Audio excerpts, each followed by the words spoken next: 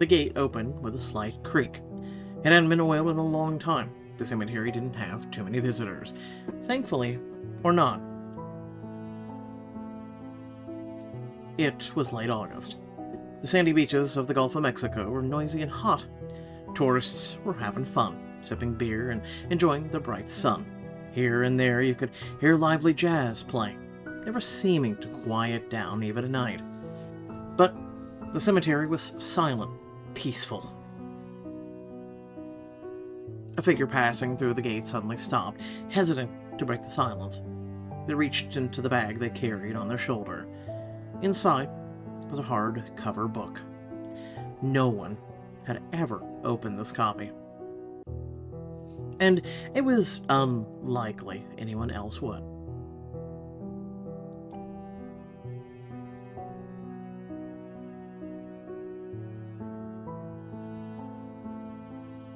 A path divided the cemetery in two, steady, slow steps.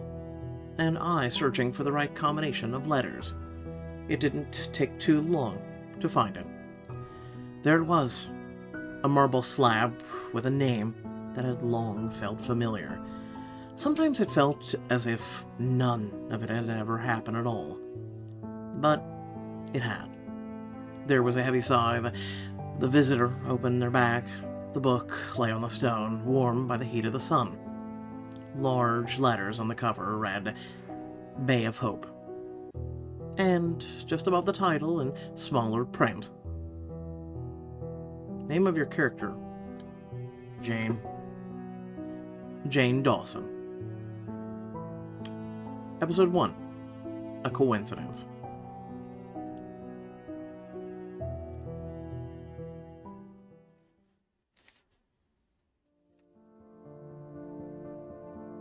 A playful breeze shuffled the pages that the woman was holding in her hands as she looked away towards the water. The loud rustling noise distracted her from the gentle rolling of the waves of the Gulf. The pages were blank, but Jane sincerely hoped that something would soon appear on them. Days were swiftly melting away, and her deadline was inexorably approaching. Her draft had long remained unwritten. Jane looked at the sea again and sighed softly. The driver, who had been silent the whole drive, pointed to a 2-story brick house nearby.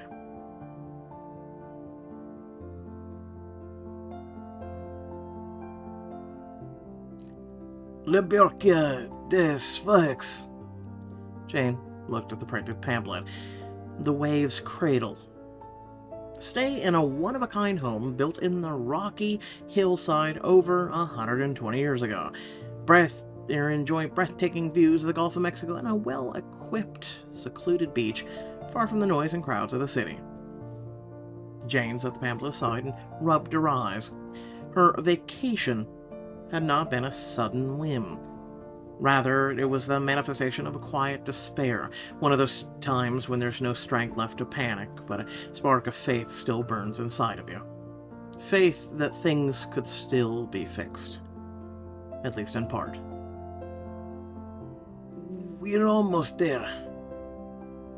His hoarse voice didn't sound too friendly, but Jane wasn't particularly keen on talking either.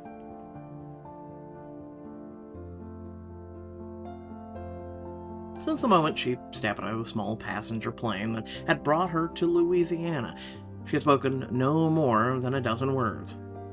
Just then, her mind was occupied with something else. For the rest of the drive to the guest house, the only sound was the rattling of the pebbles bouncing against the bottom of the car.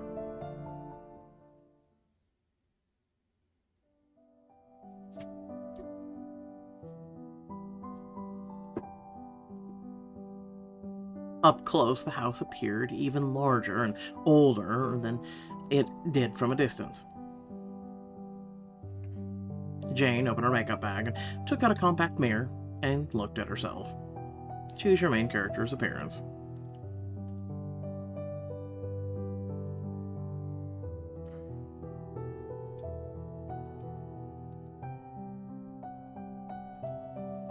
So those are all the choices.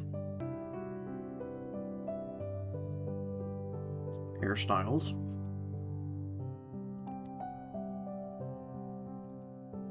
Okay. Tough one. Keep this one. Change your main character or continue. Nice to have an alternative, change of mind. Before we start, let's set up your gameplay preferences. I prefer, as always, I love to give you all both because you guys seem to prefer that. You'll be able to develop relationships with pretty much everybody. In the story, you can follow different paths that influence the plot. Hints are enabled, an icon will appear. Enable hints. You've chosen to enable hints. Your preferences have been saved. You will not be able to change them later. Everything is going according to Adeline's instructions. Find an old house with a sea view. Check. Make it your base of operations. Check. Take your laptop to the beach, get inspired by the sound of the waves, and write a novel as quickly as possible. In progress. Stopping beside two parked cars, the driver removed her bags from the trunk and placed them on the well-worn tiles of the courtyard. Briefly nodding goodbye, he got back in the car, slowly turned around and drove away, leaving a cloud of dust behind.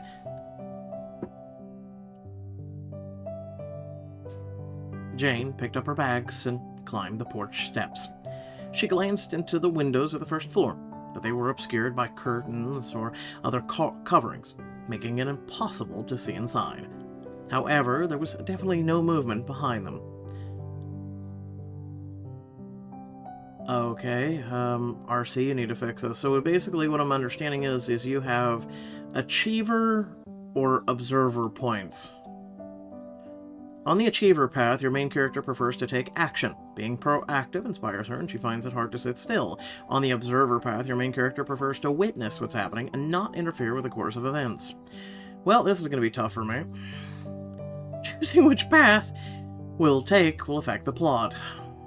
Jane looked at the doorbell, carelessly painted over like the door.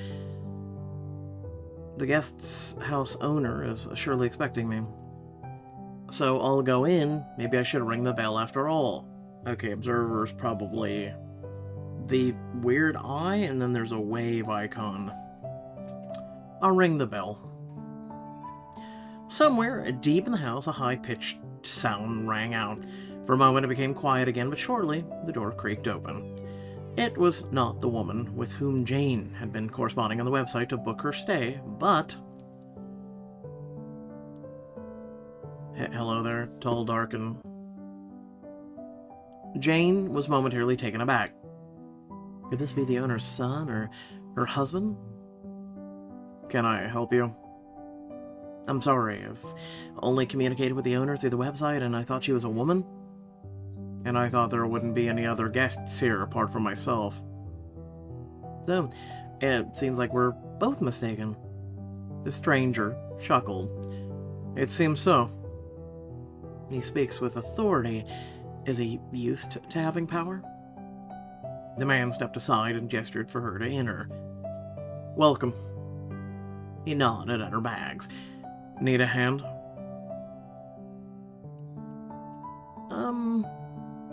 No thank you. The stranger slightly tilted his head, assessing her tightly packed bags. Are you sure? Jane nodded. It was a long journey, so I got used to carrying them, actually. Well, suit yourself. The living room is further down the corridor. Follow me. Thank you. I'm Jane Dawson, by the way. He adjusted the sleeve of his shirt and dryly introduced himself. Michael Hull. Turning away, he walked down the corridor towards the living room, leaving the woman alone with her bags. She gripped them tighter and followed him. The scent of wild herbs lingered in the place.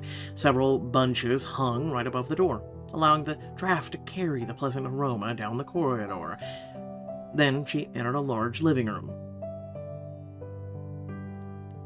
Green chair. Ooh, haven't seen one of those in a while. As she got to the living room, Jane saw Michael in an armchair where he had clearly been sitting before the doorbell interrupted him. Ignoring her, the man was studying some documents spread out on a table. Some choices increase the values of logic or emotion. On the logic path, your main character relies on reasoning and is interested in finding out motives and the relationship between facts and possible consequences.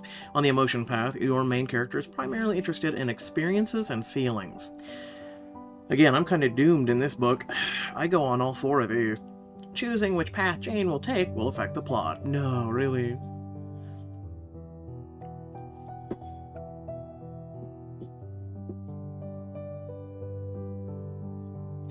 Notice his clothing. Notice his posture. Notice his appearance. I mean, appearance is literally the same, right? Like, it's everything. So I'm gonna go with that. Logic. He's well-built. Probably a former athlete. Clean-shaven, well-groomed, disciplined. A businessman, lawyer. Anyway, what could he be doing here? Do you always stare so intently at men you don't know?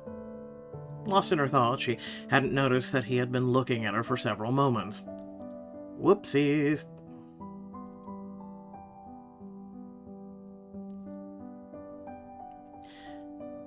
I enjoy observing people. Does that bother you? I enjoy observing people. Consider it a skill or perhaps an occupational hazard. Are you an actress? A writer. I see. He nonchalantly returned to his papers. Oh, I see. You've already met. A smiling, good-looking woman appeared in the doorway. It was hard to guess what her age might have been just at a glance. She could have been anywhere between 20 and 30 years old. Her English had a slight French accent.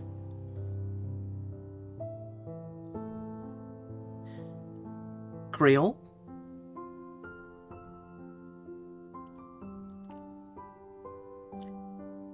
I gotta do a French accent. Alright, here we go. Pardonnez-moi. I didn't expect the waves cradle to suddenly become so popular. The woman spoke and moved with an astonished speed, and Jane could barely keep up. Jenny Dubois, the owner. She hesitated for a moment as if unsure about something, but almost immediately regained her composure and continued. The owner of Le Bercier des Vagues. She quickly crossed the room and held out her hand. And you must be, I suppose, Mademoiselle Dawson. Jane shook her hand and nodded. That's right, Jane Dawson. I'm sorry I couldn't welcome you in person. Last year we had more staff, but this year I have to keep an eye on everything myself. I'll have to think about what to do, and with 2 guests I could have managed it, but 4... 4? Yes, I didn't expect it either. When I booked the room, the website indicated that I would be the only guest here. Same here. Magic. Yeah, it's surprising. It's unpleasant.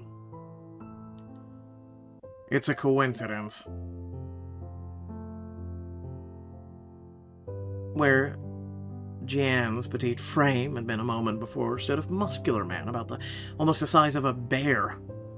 And a somewhat sad bear. Dressed in all black, he slowly lowered a large bag to the floor, then straightened, clasping his hands behind his back. Thomas Campano. A low, vibrant voice. It's as if he's reporting for duty, not introducing himself. Sometimes there is a fork in the plot. The path you take is determined by the choices you made earlier. The points you have accumulated will not only affect the plot, but also the way the other characters interact with you. Is he military? Wearing black, straight-backed, with a khaki bag. He stands there as if waiting for an order, or for someone to obey that order. Definitely a military man. Michael began to gather his papers. The living room has suddenly become very noisy.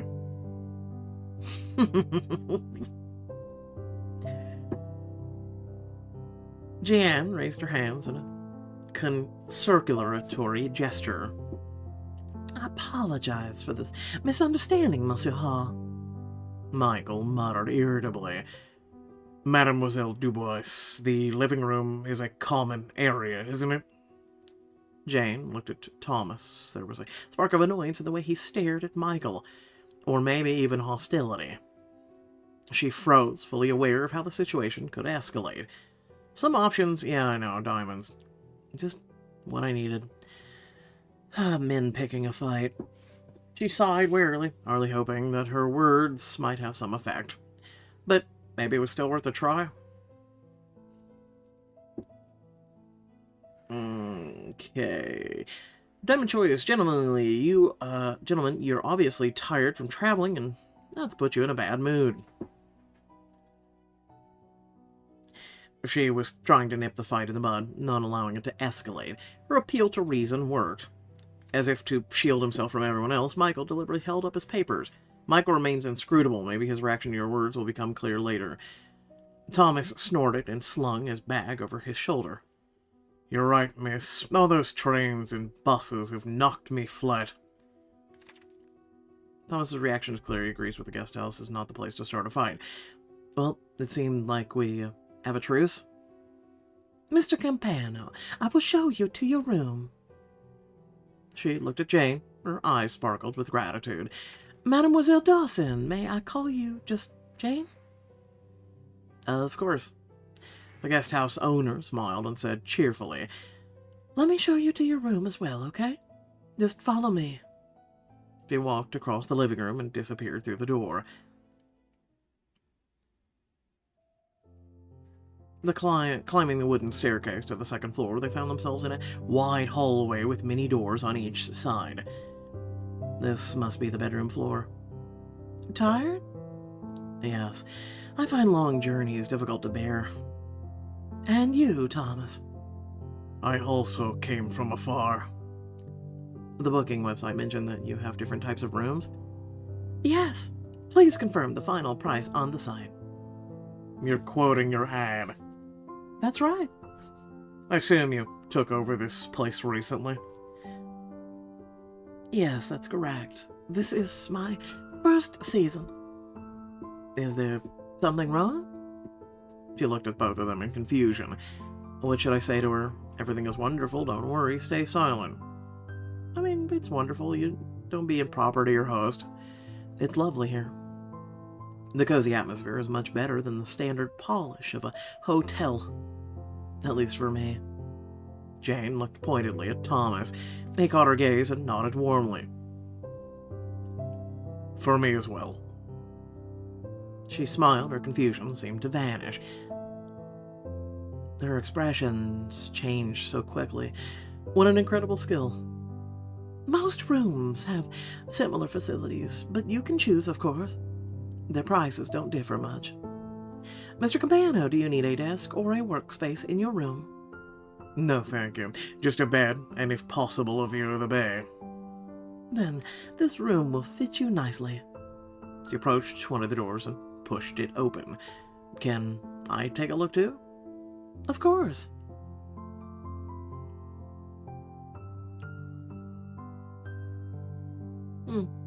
It's a quaint room. All the basic essentials. Oh, it's nice in here. Very nice. Jeanne smiled, trying not to show her how pleased those words made her. I'm glad you like the room. He set his bag on the floor and walked to the window, opening it slightly. Thomas let the sound of the waves and a refreshing breeze into the room.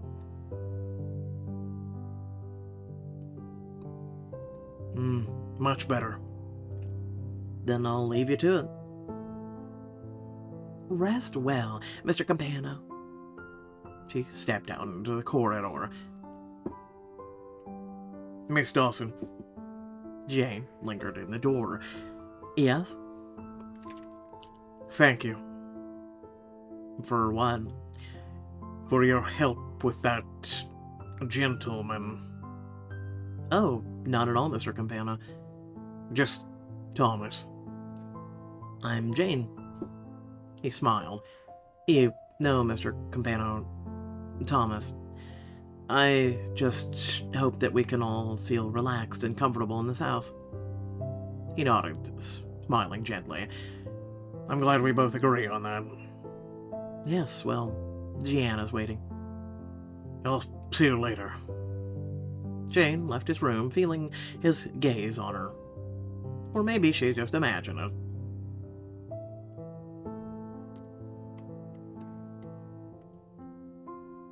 As I mentioned, we have different options. Would you like to see them all? Please. By the way, why did you choose the Waves Cradle? Are you looking for feedback? Of course. Most people prefer to spend their holidays near a big city. This kind of place is where people come to heal emotional wounds, recharge, or work, or simply find some peace. She smiled, but her words felt like a loose stone that a runner trips over. The finishing line is in sight, your running pace and breathing are steady, but suddenly something throws you off balance. I'm here to work, but not just that. Flashes of memories from the past few months ran through her mind. Is everything all right? Yes. I'm here for a number of reasons. I hope you find everything you're looking for. Thank you. Here, take a look. She opened the 3 doors, one after the other. The first room is like Thomas's. The second has a desk. Jan lowered her voice. There's another one like it further down the corridor, but Monsieur Hall has already occupied it. And finally this one, fit for a king should one ever come to visit. Just kidding. It's more spacious. The view of the Gulf of Mexico is even better. In short, have a look and take your pick. Yeah, cool, we get to pick a room. I like this one, it's pretty. Also, you get to see the waves and everything. I'm assuming this is the like a king one.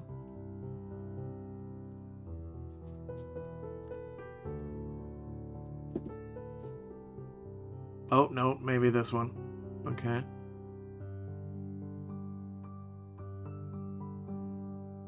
Oh, I mean, all the rooms are pretty good. The middle one was eh. Premium suite, luxury suite, standard suite. I'm not gonna lie, you could pretty much settle with the standard. This one's okay.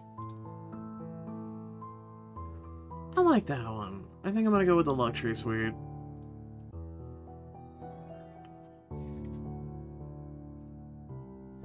It's good to have a desk where I can write comfortably if the beach gets too cold or crowded. I'll stay here. Jan clapped her hands joyfully. Finally, a royal presence in our midst. Oh, what's that? Rubies and diamonds are falling under your feet. For such a view, I wouldn't mind paying that. Yes, it's simply wonderful. One day I'll put windows like these in every room. Jane set her bags on the floor and approached the window. The Gulf of Mexico stretched to the horizon, seeming to embrace the guest house from all sides. She listened to the quiet breathing of the waves, barely audible through the glass. It was slow, rhythmic, the flow of an inhale, the ebb and exhale. The Gulf called to her, inviting her to start a conversation. It promised to be a careful listener. It promised not to give answers, but to softly guide her towards them, like a gentle wave. Behind her, Jan's quiet, almost soothing voice sounded pleased. Oh, it seems like you feel a connection to this place. Yes, it's magnificent here. Then I'll leave you to it.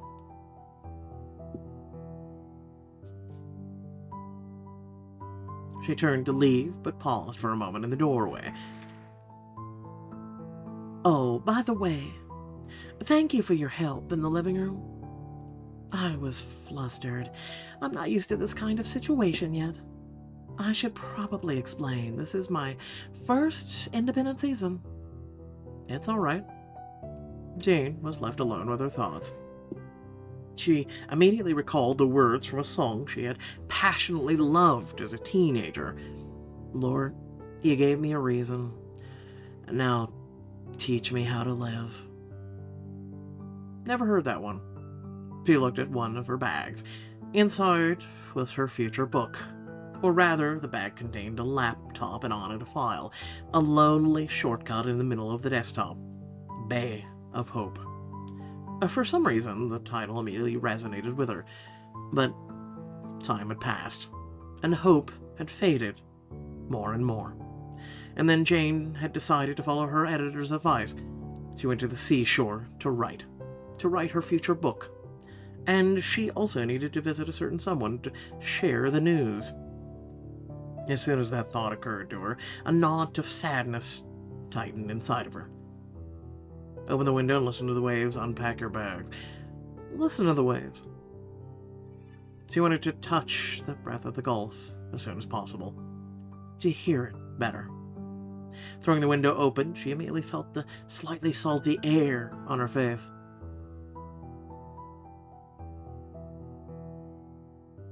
But at the same time, it was crystal clear and refreshing. Taking a deep breath, she smiled. And then, feeling uplifted, she began to unpack her bags. Jane checked her watch. Evening was approaching, and the sun set with it. All right, time to get ready. I don't want to miss such a sight on my first day. She quickly grabbed her laptop, a notebook, and a blanket. She also located a lighter, throw, or blanket in the closet. Locking the door, she hurried to the beach, which began right where the terrace of the wave's cradle ended.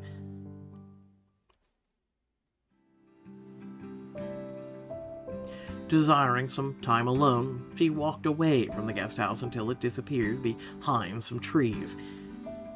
Taking the throw with her had been a good idea. The temperature was dropping quickly. After laying her things on the blanket, Jane approached the clear water.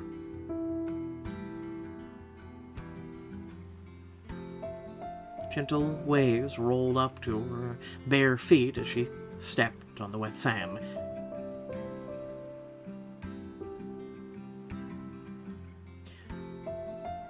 Quick, take a selfie. No, I'm kidding. No, I enjoy things like this. Close your eyes and enjoy the moment. She took a deep breath and closed her eyes. But something seemed to hold her back. An unnecessary tension, like an anchor, prevented her from going out to the sea. And then the scent of ozone tickled her nostrils. Is it about to rain? She turned her head in surprise. And sure enough, dark clouds were drifting over the city where she had hailed the taxi to the guest house. She looked out at the Gulf with longing. It had not given her any answers, not a hint of inspiration. Why am I so unlucky? The woman began to gather her things in disappointment.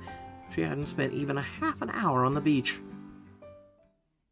Inspiration comes to those who wait. The weather was rapidly worsening, and the first raindrops fell on her shoulders. She needed to hurry. Be nice to hear rain falling right now. Hey, look at that! The suddenly pouring rain forced her to wrap herself in the blanket and her laptop in the throw, but it didn't help much. Without an umbrella, she was soaked to the skin in less than a minute. And the rising chill wind only made matters worse. She noticed a dark silhouette on the road, slowly walking and constantly looking around as if searching for something. A girl? A woman? She's unlucky to be in such a place at this time. Hey there, do you need help? She waved her hand and took a step forward. A dark silhouette quickened her pace slightly, heading towards the rider. Delicate features, definitely a girl or young woman. Are you lost? Yes, a little. I'm walking from the city. Can you believe it? I couldn't get a cab. Wow, that is unlucky. It sounds like the taxi drivers heard about the storm approaching and went home. The noise of the rain was so deafening that they had to raise their voices. I'm looking for the Waves Cradle, a guest house. Is there any chance you know where that is? Jane smiled. The stranger must be the fourth guest Jan had mentioned. Actually, I'm staying there. Let's go. I'll show you the way. Thank you. I'm Leo Shaw. Jane Dawson. They hurried towards the house through the heavy current of rain.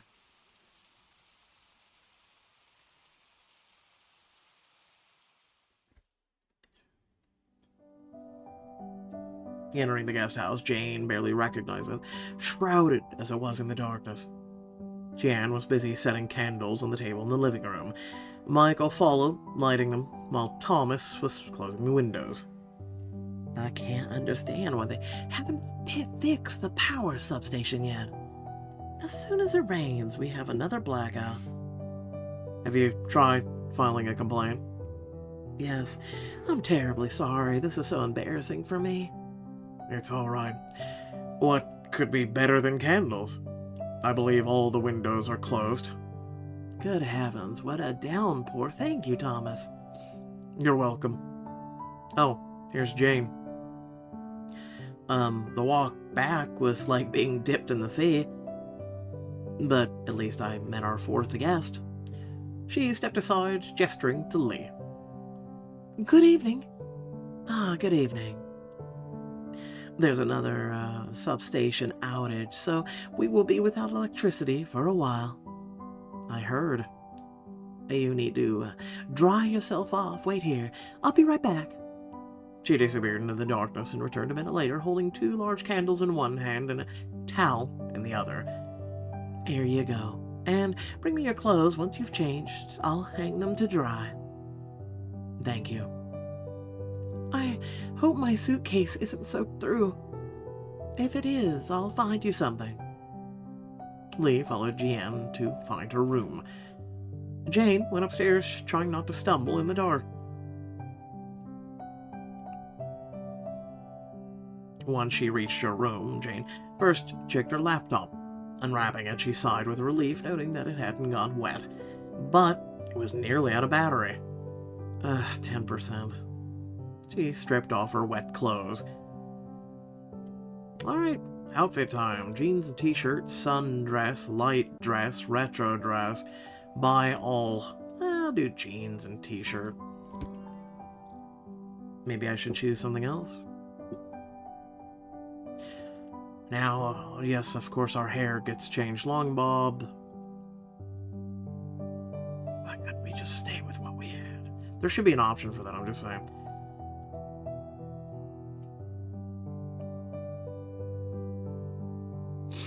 Alright, going back to the long bond. Red. Why not? The sound of voices echoed from the living room, and Jane, after turning off the laptop, headed back there.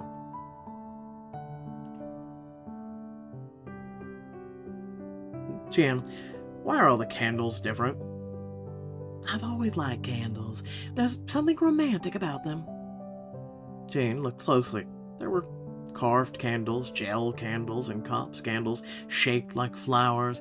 Michael wasn't entirely right, though. There were a few that were identical. I sort of collect them. She clapped her hands, drawing everyone's attention. I hope you're hungry because dinner is ready. Dinner, rain, candles. It's like we're on a date. After dinner, if the electricity hasn't come back, I can offer you some board games. That's my second passion.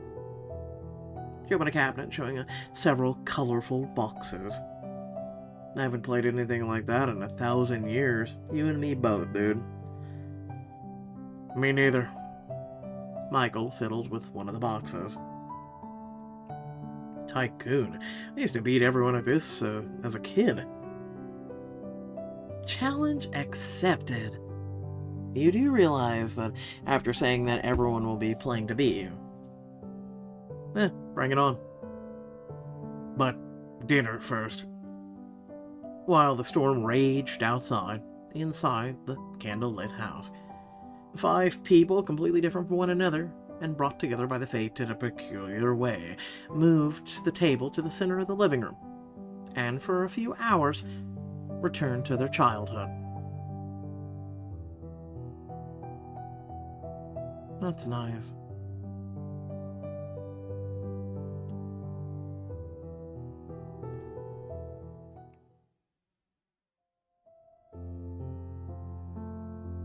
What brought you here, Mr. Campono? Just call me Thomas. A personal matter. And that's it? Is it something important? It could be. For me. What about you? Me, I guess it's personal as well. Very informative. And you? Michael hesitated. I have, some business to deal with. Without elaborating, he made his move. Jane looked at the board. It seemed that Michael was actually good at Tycoon. And you, Jane? To deal with some business just like Michael. I came to write a book. A book? You decided to share a bit about yourself, and the others appreciate it. Really? About what? About people, their destiny, and relationships. And how much do you have left to write? She hasn't even began. Jane sighed, thinking of the file in the center of her laptop desktop. Yep, nope, never again reading that. It's unclear for now. Will you tell us more? Of course, but can we do that another time? Right now, let's finish the game. If you'd like to give thanks to the developing team... okay, hold on. Alright, our stat breakdown is 3 logic, 2 emotion, 0 achiever, 3 observer, and... oh look! Diamonds! Alright, so hopefully you all did enjoy. Please, if you did, make sure to like the video. Also consider sharing the channel, content, and subscribe if you haven't already. Aside from that, let me know what you thought down below. So far, it's a little nice of a story. I guess we'll see where it goes. I've heard some people, before the story already came out, give it some criticisms and say they weren't going to read it and whatnot, which, you know, you should never judge a book by its cover. Literally and figuratively, that's the whole point of doing these books and whatnot. Is a lot of them so far I've enjoyed my time with Romance Club. I really have. Their stories are well written. Yeah, there's a few things here or there, but I mean, what app out there? Let me know what you guys are currently playing. You know, like I've done a lot of these, right? I've done episodes, done choices, we've done chapters, and we're doing RC. So as a person who's covered these, and as well as independent games, I have to say, out of all of them, these stories are actually some of the most well-written. And yeah, there's the graphic thing that you guys make such a big deal about, which my personal opinion on it is it's a tool. And they're using a tool, and there's nothing wrong with that. As long as they don't, you know, only use that tool, right? And they aren't, versus other, well... things that are using just that as a tool. So, yeah, no. Anyway, thanks for watching. Catch you all later. Peace out.